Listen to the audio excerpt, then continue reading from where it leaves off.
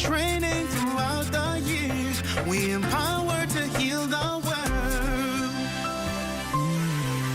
There is hope, assistance with disasters. There is shelter and love for our people. We can work together to help those in need. So volunteer with us and donate to show you care. There is hope, assistance with disasters. There is shelter and love for our people. We can work together to help those in need. So volunteer with us and donate to show you care. Together, let's build a more resilient Bahamas. Community farming for food security. Climate programs suited for our island country.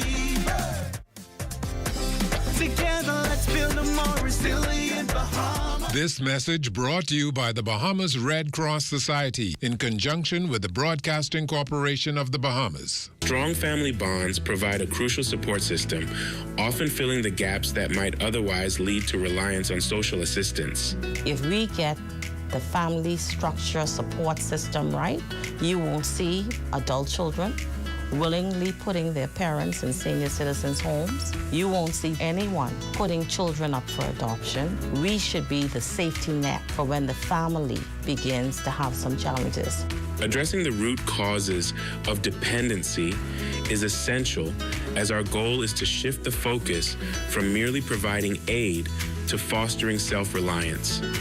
We must be prepared to move persons from dependency to self-sufficiency to economic empowerment. And I'm asking the public to join us on this journey. This has been the Heartbeat Brief, an inside look at the Ministry of Social Services, Information and Broadcasting. Your #1 team in the North. Only the sun covers the Bahamas better.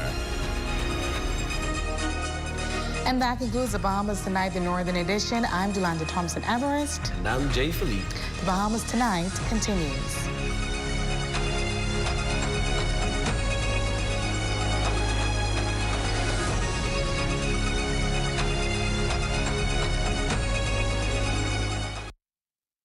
ZNS News is brought to you by the new BTC. Fiber is here. Faster, stronger, more reliable. Together, we are unstoppable. Switch today. First at 11. Students planning to take up educational opportunities in the United States may have another significant hurdle to overcome with the Trump administration's decision to halt student visa applications. Also, the minister responsible for labor is not mincing words as she responds to the Trade Union Congress's claims that the upcoming March on Labor Day is politically geared.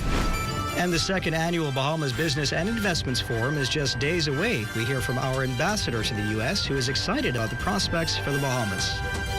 The Bahamas Tonight at 11 starts now.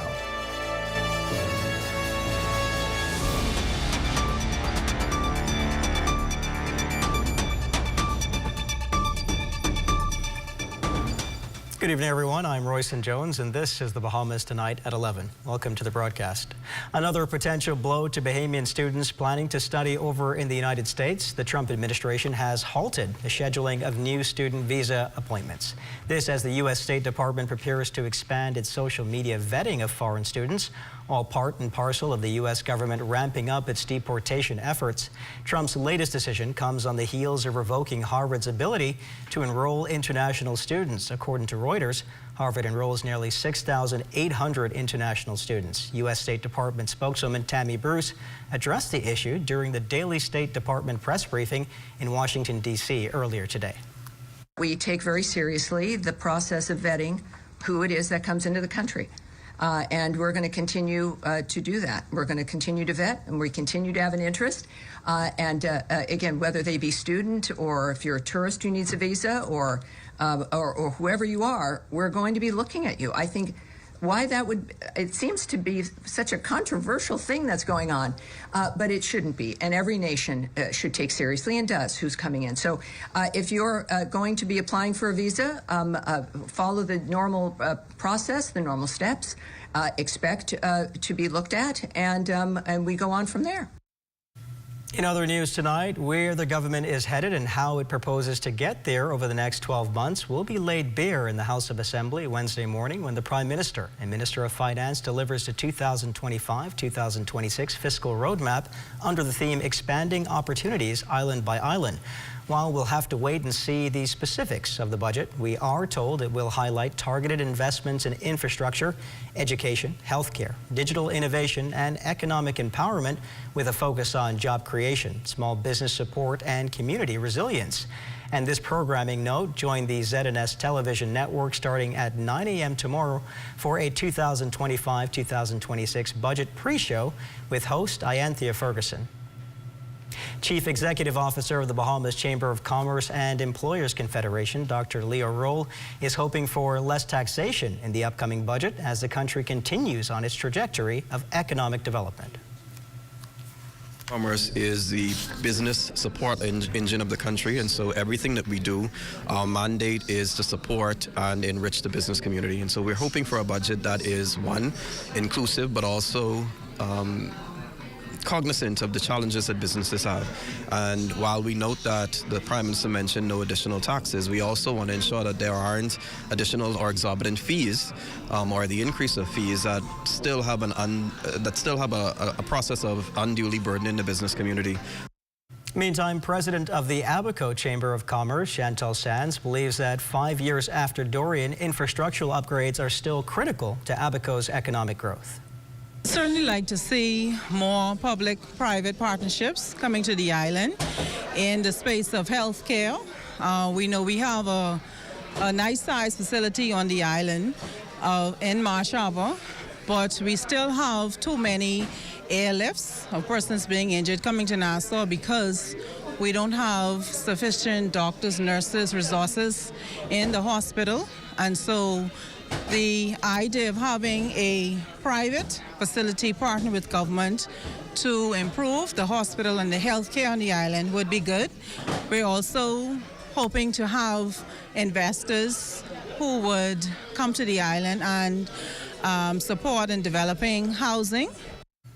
Turning our attention now to a more contentious issue, Labor and Public Service Minister, the Honourable Pia Glover-Roll, is tonight responding to Trade Union Congress President Obie Ferguson's comments yesterday that the 18 unions under his umbrella will not participate in this year's Labor Day parade, claiming it is a political event.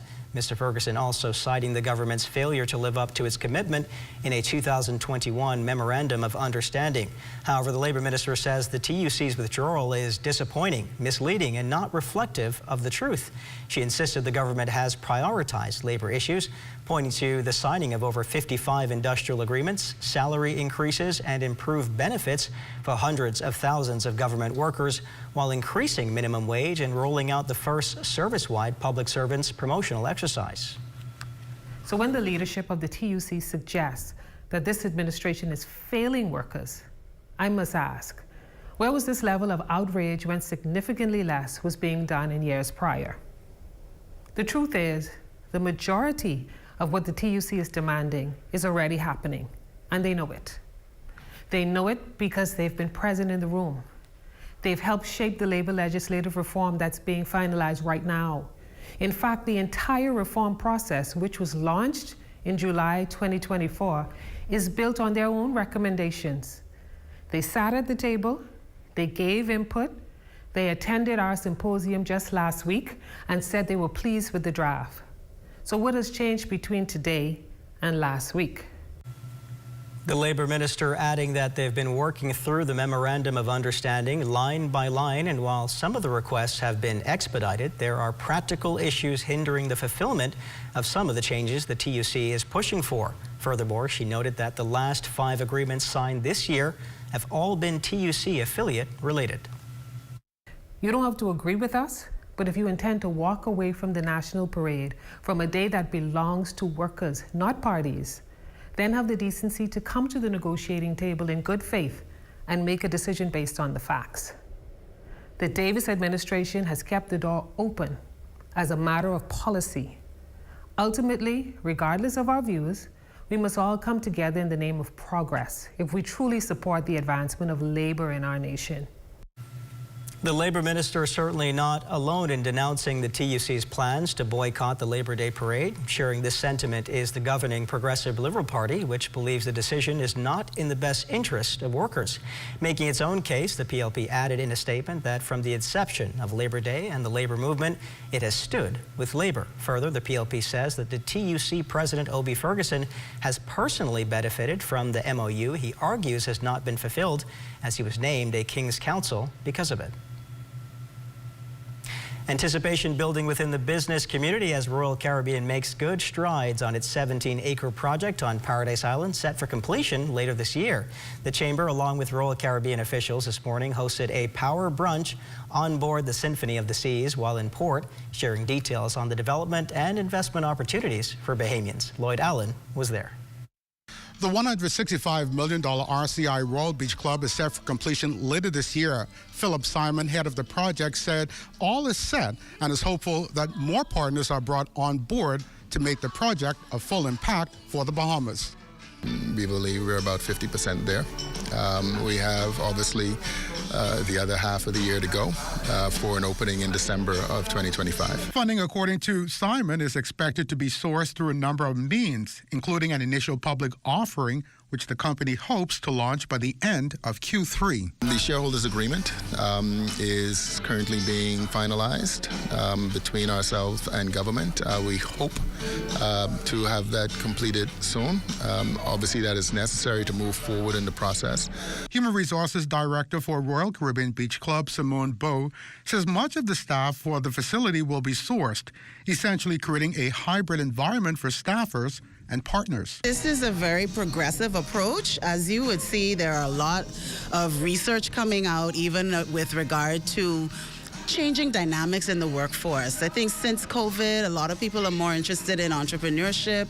Meantime, Bahamas Chamber of Commerce CEO Dr. Leo Roll is optimistic about the possibilities of networking. This opportunity with Royal Caribbean is very essential. They've been an excellent corporate partner of the Bahamas Chamber of Commerce.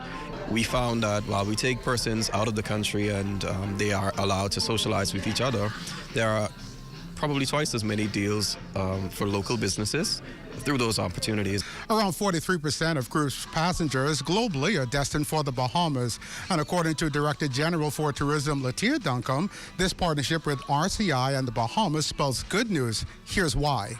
We want talent developed, opportunities scaled, and ownership shared. For the Bahamas Tonight, I'm Lloyd Allen. Thank you for the reporting, Lloyd. Still to come, Americans interested in investing in the Bahamas. You're watching the Bahamas Tonight at 11. More news in just a moment. Imagine a world where every brand knows your name and every store awaits your arrival. Elite shopping, travel where luxury is a lifestyle and every journey feels like home. Dine where every flavor is just for you, every table reserved, and every moment a taste of perfection. Make every big moment even bigger. Experience banking where wealth isn't just managed, it's maximized. Step into a world without limits. Commonwealth Bank, leader in personal banking services. Your home is your sanctuary. The last thing you need to worry about is rodents. Once they enter your property, they can be tough to get out. If you're concerned about rodents, call Rent-A-Kill Initial. We offer the latest, most effective treatment for safe, fast, and long-lasting results. From prevention to elimination, our integrated approach guarantees protection. For rodent control you can trust, there's only one name in the Bahamas. Rent-A-Kill Initial. Hey, Desi. Hey, honey. You got no message for me yet? Can I tell you why I get no money? At least not yet. I get my money. Managers. Oh, and I done upload it. Hello, Miss Daisy. Your check is ready. Thanks. I come for that little thing. You got it? Money managers, responsible lenders for responsible people. This portion of the news is brought to you by Bahamas Striping Group of Companies, where safety is first. Power restoration continues on Paradise Island after an extended power outage since yesterday afternoon. Bahamas Power and Light attributes the outage to a fault on one of its main underground cables. BPL estimates the work will be completed by early Wednesday morning, barring any unforeseen complications. The second annual Bahamas Business and Investments Forum takes place this Thursday and Friday in New York City. More than 300 attendees, including a wide range of potential investors from across the globe, expected to attend the two-day event. The forum is being spearheaded by the Bahamas Embassy in the U.S., and Ambassador Wendell Jones couldn't be more excited about his potential impact for the Bahamas. The whole forum would be headed by the Prime Minister, who would be making the keynote address on the opening day on the 29th. And we would have a variety of panel discussions talking about business and investment opportunities in the Bahamas. Ambassador Jones stressing that even as U.S. policies change, the relationship between the Bahamas and its northern neighbor remains strong. The strength of this relationship, he says, is what makes the Bahamas a very attractive destination for American investors. And so we believe that we should be attracting more American investors in our country, not just for Grand Bahama or New Providence, but throughout the archipelago, where there is space and a need for foreign direct investment, whether it's in tourism or in other industries. Roughly $1 million dispersed to 8 digital innovators who each came up with brilliant ways to help various government agencies provide more effective digital services. Daniel features some of those innovators in this next story. The Ministry of Economic Affairs' Digi Innovative Projects Grant Program participants reaped the fruits of their labor earlier this week after being granted funds to bring their ideas to life. 8 Bahamians created bold, technology-driven ideas meant to transform government services. Ratalia Williams' Will Connect Business Solutions, a multifaceted agency rooted in software development and implementation training, was awarded a grant. The entire project that we presented to the government of the Bahamas was to digitalize the road traffic department, which means that a lot of those services that the Bahamian people would often have to go into and physically do, they will now have access to those services through various kiosks placed on strategic part of the islands and also in the family islands. Bahamas Farmer Information System owner Michael Flowers argues there's a huge disconnect between what farmers do on the field and what happens in administration. How I'm going to connect it is through the digital app, mobile app on the phone, as well as a back-end website. The website is for administrators and the app will be for the farmers. Minister of Economic Affairs Michael Alkitis noted the need to modernize government systems. The idea is that for a country like ours to continue to grow and develop and to be able to deliver the services and the quality of services to our people all throughout the Bahamas, we will have to increasingly rely on digitalization. And this project enabled young Bahamian entrepreneurs to come forward. The 8 grants based on need totaled $900,000, but Flowers' $80,000 app proved to have a bit of an edge as he was named the overall winner. Now all 8 will bring our government systems one step closer to functioning optimally. Reporting for the Bahamas Tonight, I'm Danielle Dean. Thank you, Danielle. Meantime, a proud day for hundreds of families witnessing the culmination of their loved one's academic journey as the country's premier tertiary learning institution held its graduation ceremony for the class of 2025. Corval Pyfrom reports. When you consider that UB's class of 2025 is its largest graduating class to date, or when you consider that the same graduating class holds a large number of students whose stories were and could have easily stayed a dream deferred because of COVID-19, many saw their studies interrupted. Just as many were uncertain they would journey to the finish line because of financial and other challenges. When you take all that into consideration, just how and why Tuesday's commencement exercises meant so much for the 618 students and their families at the New Providence campus is clear. D'Angelo Gray here to support his brother Zion Williamson, marking a first. He's the first in our family to actually graduate because I'm a college dropout. But You know, I know my mom will be really proud of us, and especially for him, you know, for actually following through and finishing. These two nursing graduates relieved that the struggle has ended. I'm happy to get it over with. Well, today feels so exciting. I started off late, but I managed to still finish in 4 years. And the family and friends of Leanna Rule showed up and showed out in a big way. Super proud of her, excited for her, gonna carry on by. Crossing the finish line is a big moment for Adam Johnson, who graduated with a degree in public administration.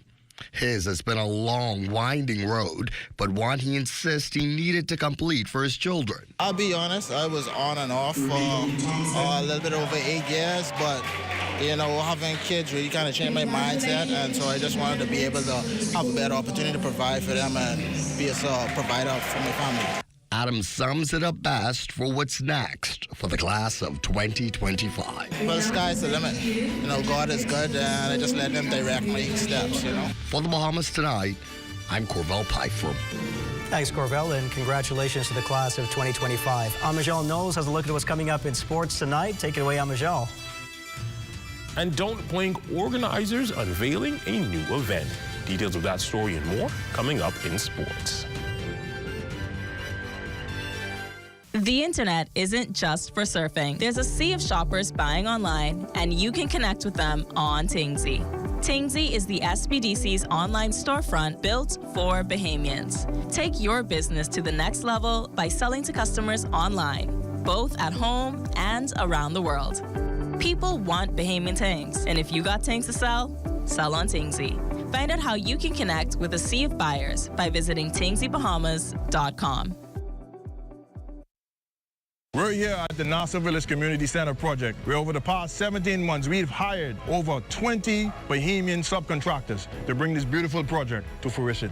I've been living in Nassau Village for more than 19 years, and to see a project like this bring great joy and pride to me. This state-of-the-art multi-purpose community center will serve as a crime-fighting initiative in the community. Also help with the education of our kids in this community and a hurricane shelter. Yeah, and it also shows what we as Bahamians can achieve when we work hand in hand with each other. We have the technical know-how, and we can pretty much deliver on any project here in the Bahamas or in the world. Bahamas Stripe and the Bahamian Company, they prove that they believe in Bahamians. Based on the outcome of this project, I don't think they're disappointed in giving a small person an opportunity to do a job such as this. The more opportunity they get, the more opportunity we will get.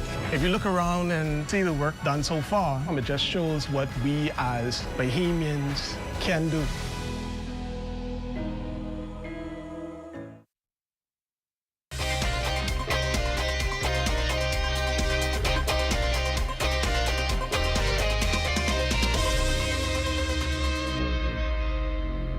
Welcome to your Tuesday Sports Check, everyone. I'm Amajal Knowles, topping sports. Well, they've become a staple during the December sports scene, but now the Don't Blink Home Run Derby and its organizers are trying to heat things up this summer with the announcement of a brand new event. Our intern, Swanson Gibson Jr., was at the press conference and tells us more in this report.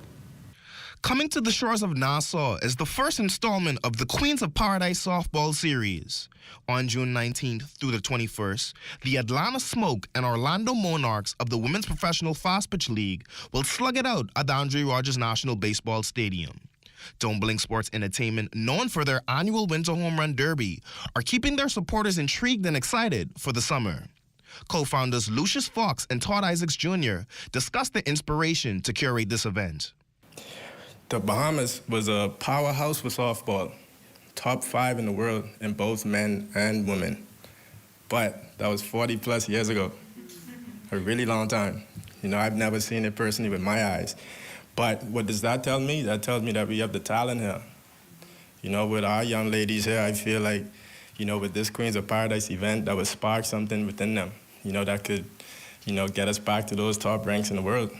But, you know, I grew up around a lot of powerful women. My mom, my grandparents, my aunts, my cousins, and they never back down to anything. You know, and for me, that's what really inspired me the most to be what I am, you know, to see what they do, to see their sacrifice, to see how much they might be beat down and still able to get up and go through a day and make it happen. For Lucius and I, we wanted to be able to provide a platform that inspires the youth. So. Former Major League Baseball player Brandon Phillips and pro wrestler Jade Cargill, who are owners of the Atlanta Smoke, emphasized the importance of community. But with all that being said, it's all about just giving back to the community. I love everything about the Bahamas. I love everything that Don't Blink Entertainment is really doing. Brooke has been very supportive to the organization and everything. I really appreciate you. And I know my wife want to say something, even though she doesn't. But I'm not gonna say but I just want to say, man, I'm very happy about this opportunity. And don't worry, we're gonna entertain y'all. It's gonna be a lot of fun. So. Everybody's been saying, go smoke. So. And go women's sports, because one of the first things I want to say that I did say to him was, I love what you do, but what is softball like? What is going on the women's side? And that's when this dream came about, before he even quit MLB for me. But, so this dream is just something that we've been spinning for a long time, and I'm thankful that it's coming to fruition, and we're working with you all, and we're going to be very entertaining. We're going to go out there, put on a show, and we're going to inspire the community. The Queens of Paradise softball series also features a free clinic for girls ages 7 through 17, taking place Friday, June 20th. The price of admission for the women's fast pitch series is $10 for adults, with kids being allowed into the stadium for free. For more information, you can go to Don't Blink Home Run Derby on Instagram and Facebook. Reporting for ZNS Total Sports, I'm Swanson Gibson Jr. So in baseball this time from the MLB, Jazz Chisholm Jr. hoping to be back from injury sooner rather than later. Chisholm is set to go on a rehab assignment and could be back at the major league level as early as the first week in June. The Bahamian star infielder suffered multiple tears to his oblique muscle on the right side of his body in a game against the Baltimore Orioles at the end of April. It was originally said to be out for 4 to 6 weeks. For 30 games, he's hitting .181 with 7 home runs, 17 RBIs, and 17 runs scored. He's also stolen 6 bases. Chisholm starting in every game he's played in this season. In cycling news, for the first time in 20 years, the National Road Cycling Championships are headed to Exuma, where the sport's popularity has exploded in recent years. Being staged June 5th through the 8th, the championships will attract the best and brightest in Bahamian cycling and set to create a festive atmosphere for locals and tourists. President of the Bahamas Cycling Federation, Roy Colbrook. The events to be held will be the road race, which will be on that Friday, 72 miles for the elites. We have different categories for masters. Some will do 50 miles, some will do 30, and the young kids will do from 5 miles up to 30 miles. And so you will find that all of the categories, the various categories will be in place. We also have the school races that's incorporated. And this year, something that's is a lot of fun, which we'll be going down in the back of Forest through the trails. We'll have the gravel race. That race, you have to be in real shape for that race. It's done on the mountain bikes versus the road bikes. And on that same day, on the Saturday, we'll also have the time trials. The time trials will be first, and then the gravel races will be second. That's one look at your sports on this Tuesday. A check on weather when we return.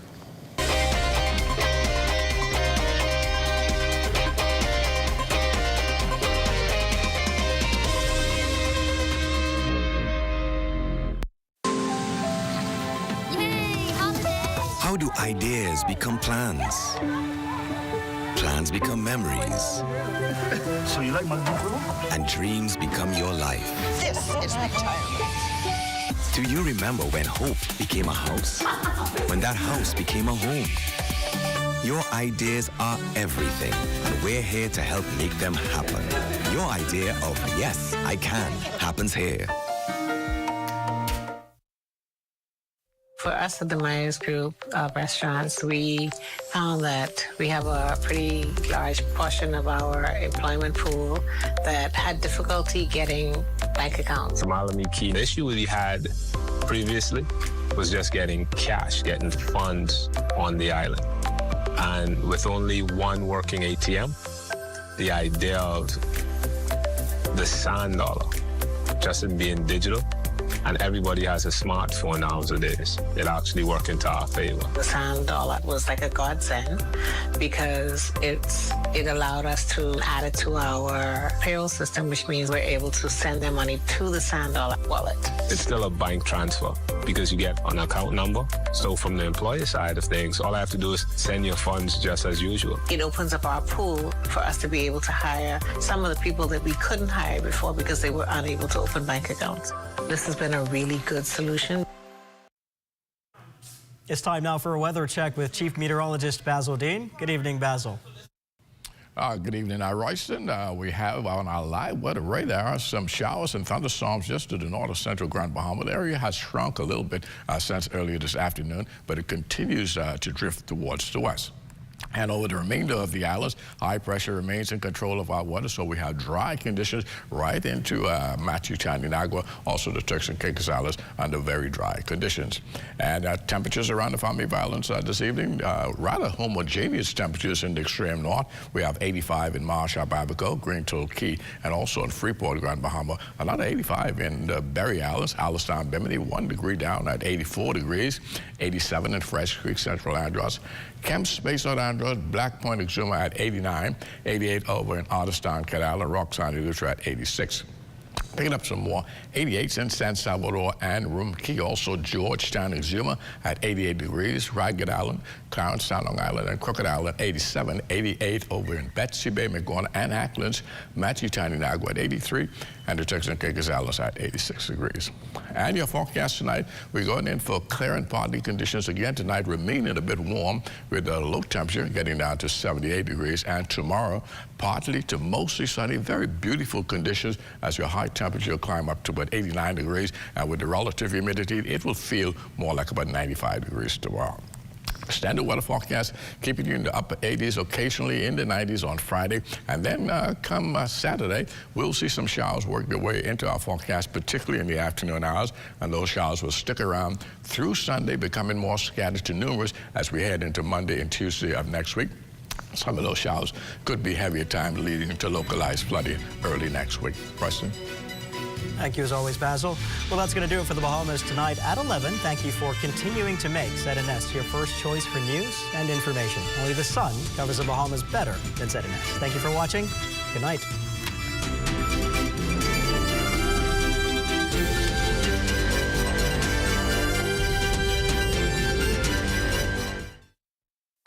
At Tonic Williams Darden Highway, I'm Tajaro Hudson. This is ZNS.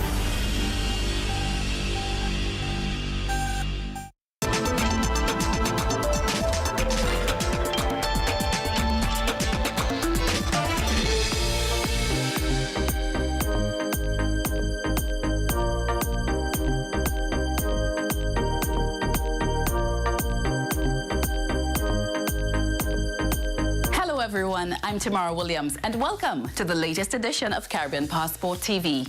Beyond the beaches and the nature trails, the Caribbean offers a whole lot more, thanks to a calendar filled with